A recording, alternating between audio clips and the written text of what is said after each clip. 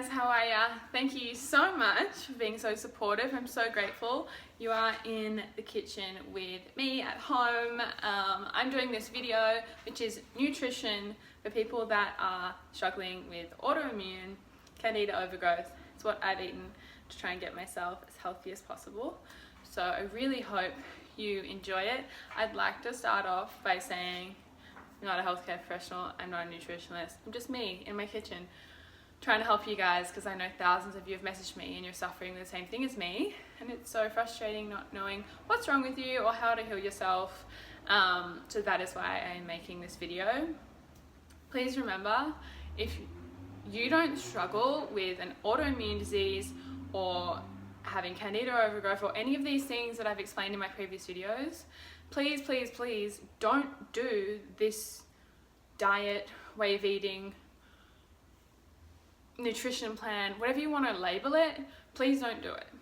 And my reason for that is not because it's a bad way of eating, it's a great way of eating, but I don't believe in restrictive eating. I don't believe in diets. And do you want to know why? Because if you've got issues with your gut, which sucks, you really do have to take out a lot, start again, and add things in gradually.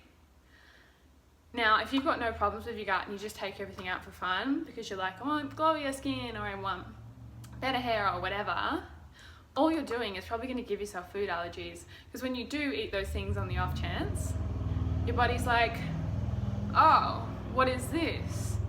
And the problem with that is when you start restricting yourself and putting yourself on these crazy diets, all you are doing is breeding a negative relationship with food, which we don't want. We all know restrictive eating equals negative relationship with food, because we're setting ourselves up for failure, because we're all busy, we're all doing things, we're all on the go. And you know what? One day you might not be able to eat that breakfast in your meal plan, and then you're setting yourself up for failure and you feel like you've failed. It's just unrealistic and it's crazy. And that sets you up for feeling like you failed, for having a negative relationship with food, to yo-yo dieting, going from juice cleanses to fasting to binging, and we just don't want that. So my advice for you, I'm going to do another video for all the people that aren't struggling with Candida or autoimmune, of all the things I would eat because I love food, when I'm healthy and when I'm at my absolute best. And for everyone that's suffering with autoimmune, then 100% watch this one and I guarantee it's going to help you. So my number one thing is this little concoction. It's turmeric, lemon. I have a lemon tree in my garden now, so I just had to share that.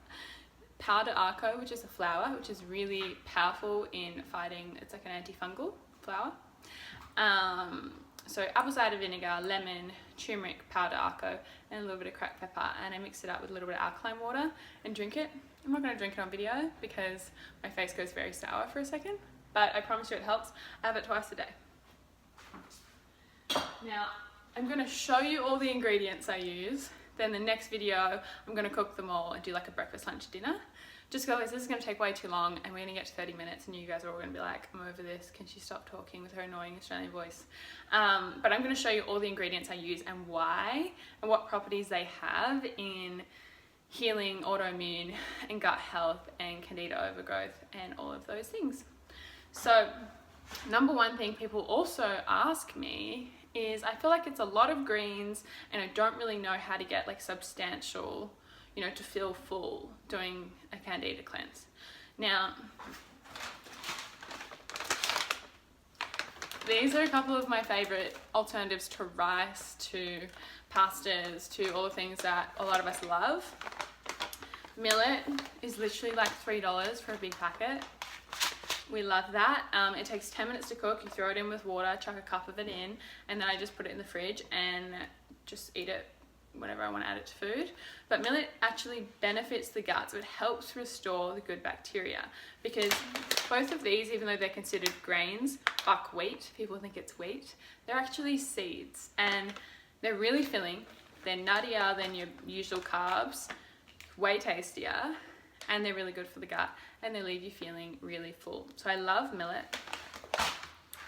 Buckwheat's my other favorite. It's actually really beneficial in balancing hormones. So that's why I love buckwheat, and it goes all fluffy when you cook it. Kind of like rice, but yummier, I think.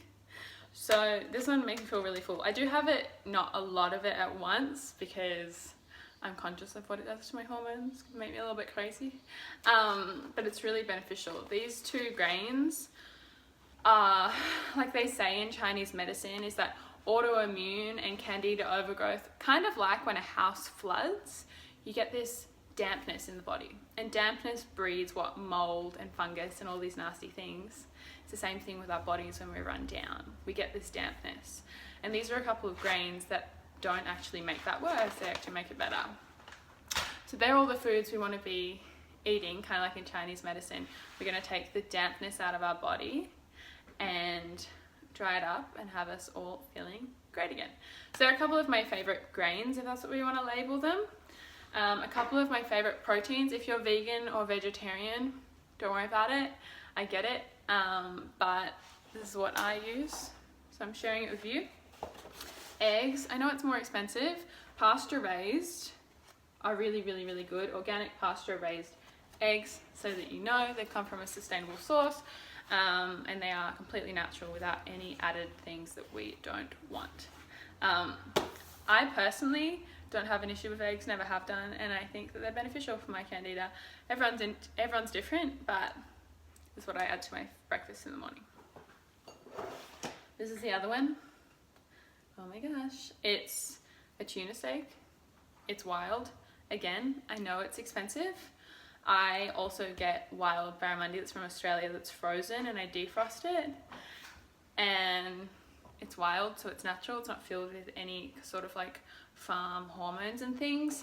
But that's a cheaper way to also do wild fish as well. You just have to remember to defrost it. Little trick, you can put hot water in the sink and just put the bag in there, and it should defrost in about half an hour.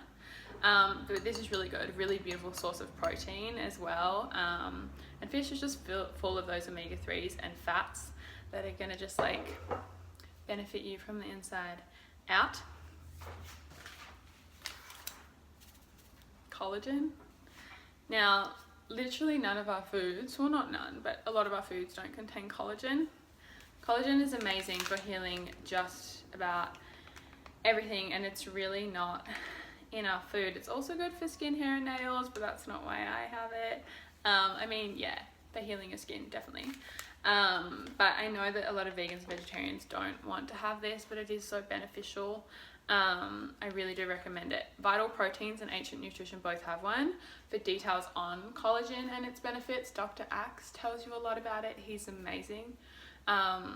I've also spoken to you about Dr. Rhonda Patrick before. These are the two people that I basically stalked to hell to help me heal. So I really do recommend collagen.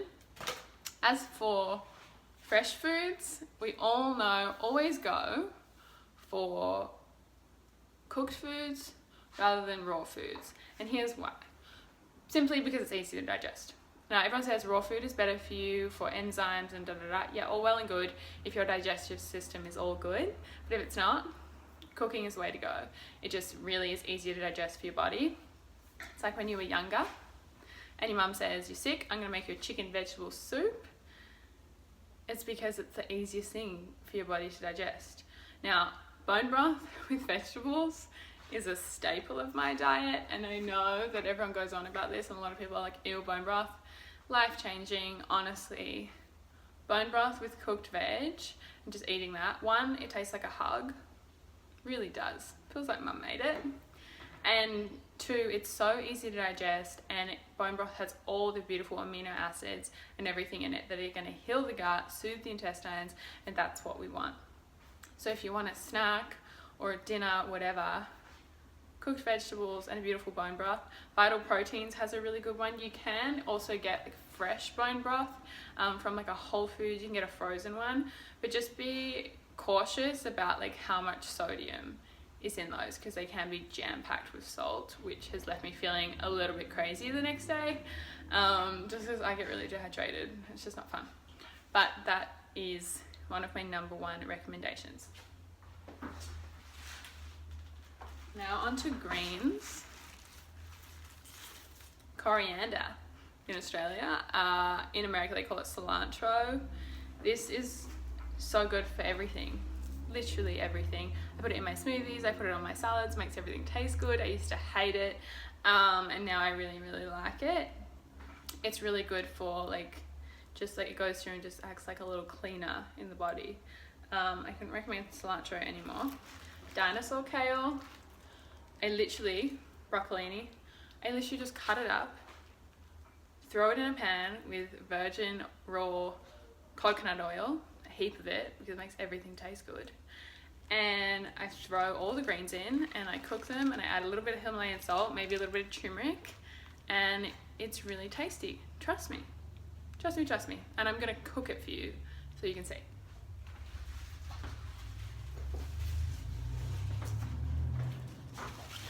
This is my newest, most fun thing ever right now, but I don't know what's going on with this. But I got introduced to this yesterday. It's called rainbow chard. Have you ever seen a green vegetable that has pretty colors like this? I never knew this existed. I don't know how, but I didn't. Up until the other day, when I found out it's really good for the liver, because it's kind of like kale, it's very bitter. So it's really good for cleaning that heat out of the body and that dampness. And it's also just so nutrient dense and good for healing, period. And it tastes yummy. So again, I just chop it up, throw it in with coconut oil. I do it all in a big, like almost like a wok pan on the stove top, and it's really good. And I just mix them all together, cook them in the morning, have them throughout the day. And yeah, I know that it sounds like it's a lot of grains, but trust me, you get used to it, and it's really good. And you can add your grains in, put your protein on top. Now, I'm quite lucky because I have a lemon tree, so I'm so proud of my lemon tree. Fresh lemons, they even smell different, I don't know, whatever. Lemon's just great for everything. I mix lemon, apple cider vinegar, and make it into a dressing on my greens. Now what the apple cider and the lemon does, that acidity helps your stomach with stomach acid to just break down the food and help your digestion. So I add it to kind of everything. I also just love lemon because it's really cleansing for the liver, and we want to take as much weight off the liver as we can. So I love lemon. This little guy, flax oil, I really love. Don't cook with it because it's got a really high, I don't know what they call it, like burn point or something. You should put this raw, don't heat it or anything, on top of your salads, on top of your vegetables at the end when you finish cooking.